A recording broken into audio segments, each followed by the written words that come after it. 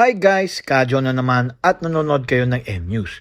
Noong February 27, nagsagawa ng back-to-back grand openings ang premium motorcycle brand na Vogue Philippines sa dalawang strategic locations sa Metro Manila.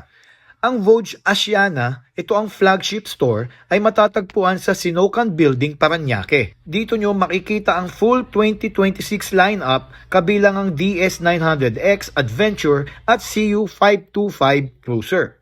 Ang Vogue Caloocan naman ay binuksan sa 8th Avenue Grace Park West sa Caloocan para magsilbing main hub ng mga riders sa North pagdating sa sales, original parts at expert services.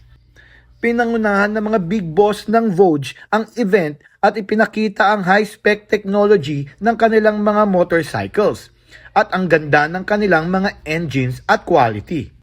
Ang mga motor na ito ay siguradong magbibigay ng premium performance sa abot-kayang presyo. Ang expansion na ito ay patunay na seryoso ang Vogue Philippines sa pag-dominate sa kalsada at pag-alaga sa Philippine riding community. Yun lang po, ako po si Kadyo. We'll see you guys next time.